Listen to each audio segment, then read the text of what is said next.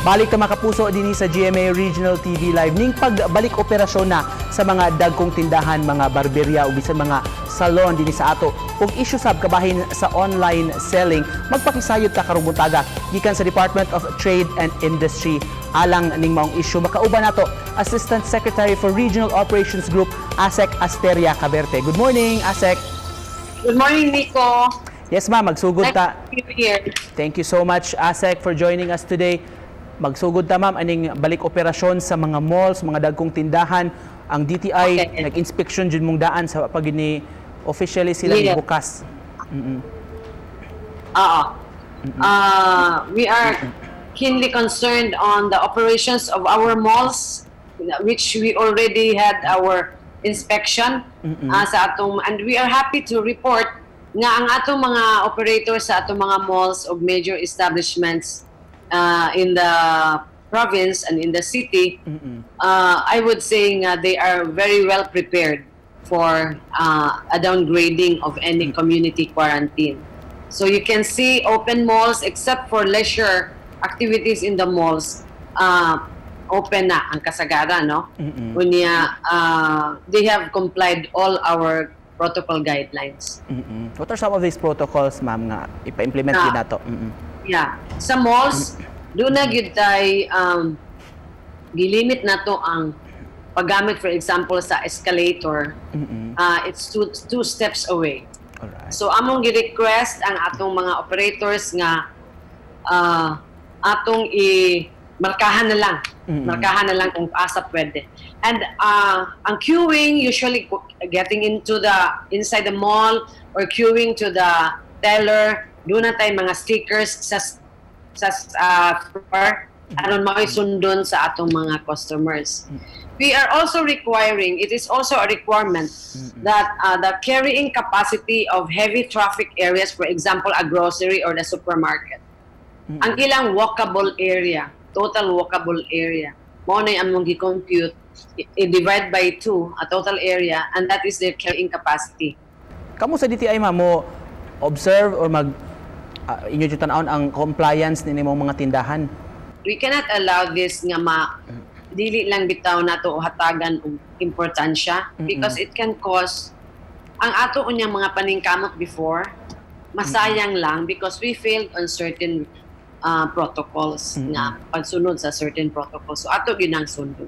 Adito sa mga barbershops ug mga salons, ASEC, kay usas gini sa pinangita sa mga tao labi natong panahon nga nag-ECQ pa ta. So allowed na sila mo operate. So we have certain health protocols for the operation of barbershops and salons. First of all, ang gi-allow nato nga service is only haircut. Walay lain. So wala pa laing service nga gi-allow. So number 1 is we require posting of information at the entrance and other prominent or conspicuous areas sa ilang establishment, kanang mandatory wearing of face mask, all sorts. Kanang mga nabasa na to kanunay kung karon, no? Unya, we also require the placing of the floor mat, the thermal scanner, alcohol, o kining tanan. Unya, enforcement of the following protocols concerning equipment found in the workplace. Distancing of chairs, at least a meter apart on all sides. Visible floor markings for guidance of clients. Proper ventilation. Karon sa new normal, ang atong proper ventilation is 26 degrees sa aircon. If possible, open. Alright. Personal effects of personnel should be placed in plastic bags stored in an area inaccessible to clients. Face masks readily available for sale or otherwise to clients. Sanitizing equipment and tools that are visible to clients. Sterilization of workstation before and after every service given. Medyo Ubay-ubay. taas-taas ang atong requirements, but we are encouraging our establishments to open because there is so much high demand for them this time. ASEC, adita sa panahon nag-ECQ, nag-stay at home, kadaghanan murag misulbong sab kining online selling. Doon na di kuno pahimangno ang DTI, labi na ning kaning termino nga PM is the key kuno sa presyo sa mga baligya online. PM sent. So when you post your products online, kuyog yun ang presyo. Mm-mm. Because you're bound to violate the price tag law, which can be taken as a bad business practice, punishable by the Department of Trade and Industry. So dili pwede ang PM cent.